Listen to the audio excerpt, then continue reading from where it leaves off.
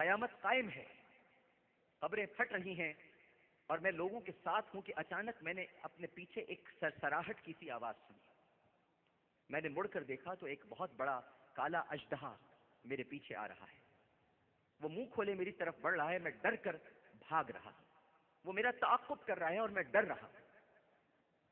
میں آگے آگے بھاگ رہا ہوں، وہ میرے پیچھے پیچھے ہے کہ اچانک میں نے آگے دیکھا کہ ایک بہت ہی صاف ستھرے بزرگ سفید کپڑوں میں ضعیف سے وہ آگے مجھے ملے۔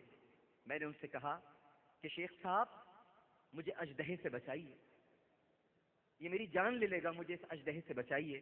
تو کہنے لگے میں تجھے نہیں بچا سکتا، یہ بہت طاقتور ہے، میں تیری مدد نہیں کر سکتا، تو جلدی سے بھاگ جا، اگر نہیں بھاگا تو یہ اژدہا تجھے نگل لے گا، اور بھاگ، شاید تجھے کوئی آگے مل جائے۔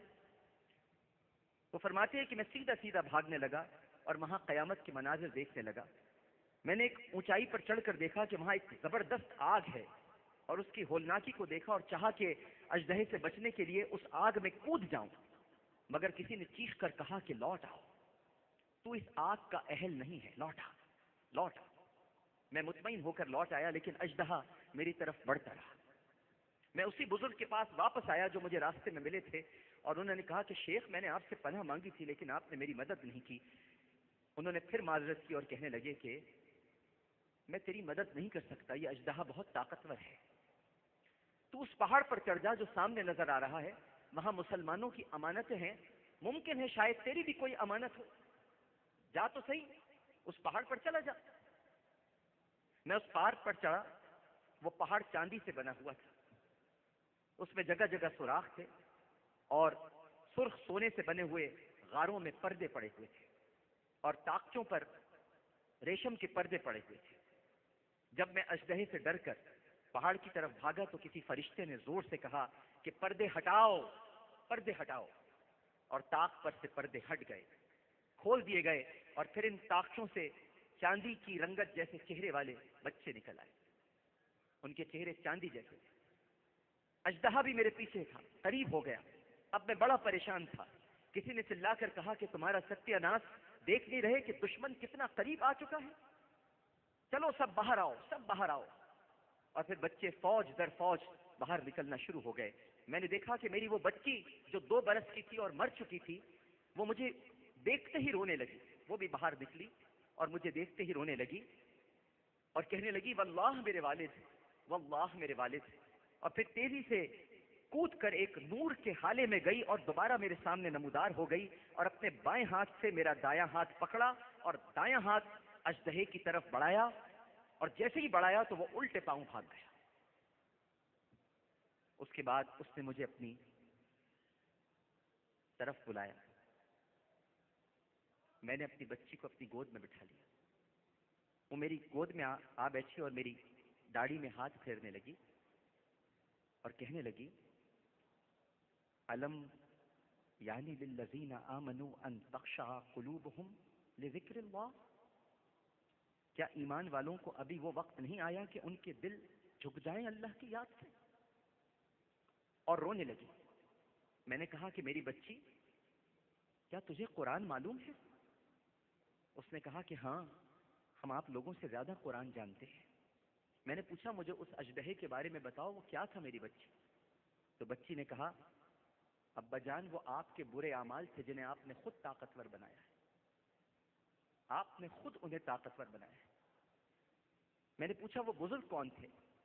کہنے لگی ابا جان وہ آپ کے نیک اعمال تھے جنہیں آپ نے کمزور کر دیا ہے،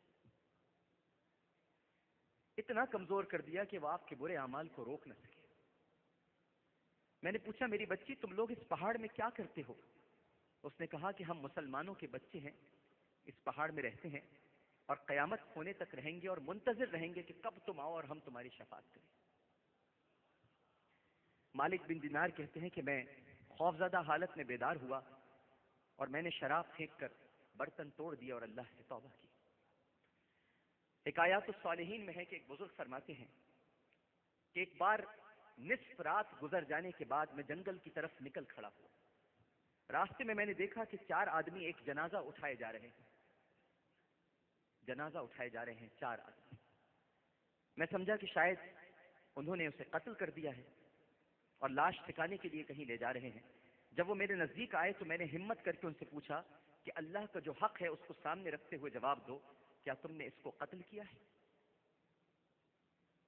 انہوں نے جواب دیا کہ نہ تو ہم نے اسے قتل کیا ہے اور نہ ہی یہ مقتول ہے، بلکہ ہم تو مزدور ہیں اور اس کی ماں نے ہمیں مزدوری دینی ہے، وہ اس کی قبر کے پاس ہمارا انتظار کر رہی ہے، آؤ تم بھی ہمارے ساتھ آ جاؤ۔ میں تجسس میں ان کے ساتھ ہو لی۔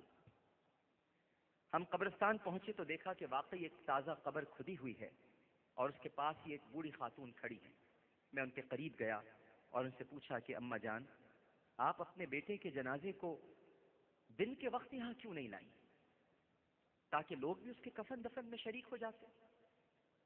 انہوں نے کہا کہ یہ جنازہ میرے لخت جگر کا ہے، میرا یہ بیٹا بڑا گنہگار تھا، ہر وقت گناہوں کی دلدل میں غرق رہتا تھا۔ جب اس کی موت کا وقت قریب آیا تو اس نے مجھے بلا کر 3 چیزوں کی وصیت کی۔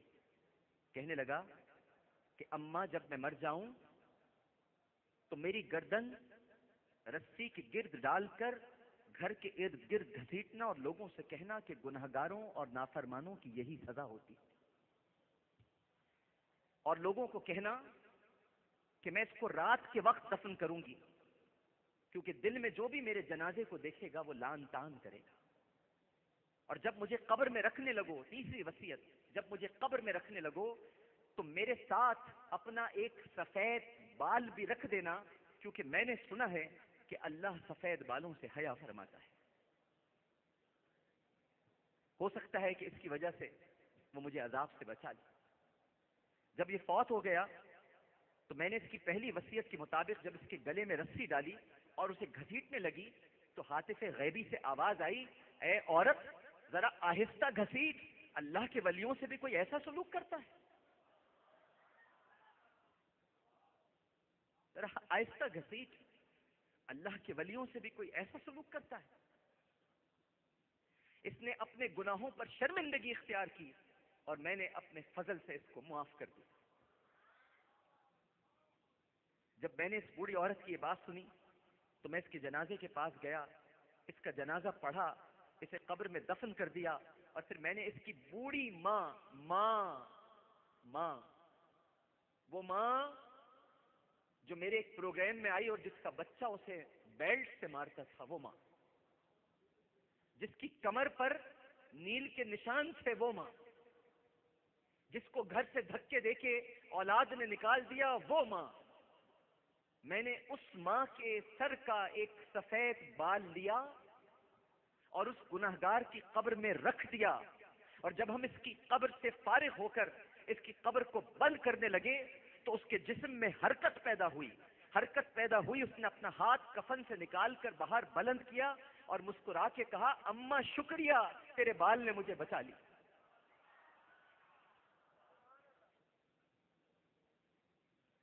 ہمارا رب بڑا رحیم ہے، بڑا غفور ہے، احسان کرنے والوں کو بھی احسان کا بدلہ دیتا ہے۔ یہ اس کی ماں کا احسان تھا کہ اللہ سبحانہ و تعالیٰ نے اس بچے کو بخش دیا۔ ناظرین اور حاضرین، یہ بڑی عجیب و غریب گھڑیاں ہیں، بڑی عجیب و غریب گھڑیاں ہیں۔ دعا کا وقت قریب آتا جا رہا ہے۔ میرا اس وقت دل ناظرین کرام بے تاب و بے قرار ہے، کیونکہ یہاں مجھے کسی نے بتایا کہ عامر بھائی 15 سال سے میرے والد نہیں مل رہے، کہاں ہیں؟ میں اپنے والد کے لیے دعا کرانے آیا ہوں، 15 برس ہو گئے میرے والد گم ہو گئے، ہم 15 برسوں سے ان کی راہ دیکھ رہے ہیں۔ یہاں پر وہ لوگ بھی ویل چیئر پر آئے ہوئے ہیں جو اپنی زندگی سے مایوس ہیں، لیکن آج ہر مایوس کے لیے اس کا در کھلا ہوا ہے، اور مایوسی گناہ ہے، کفر ہے۔ آج ہم سب مل کر اس کی بارگاہ میں فریاد کرنے جا رہے ہیں، دعا کرنے جا رہے ہیں، اور مجھے یقین ہے، امید ہے کہ ہمارا رب ہماری دعاؤں کو قبول کرے گا۔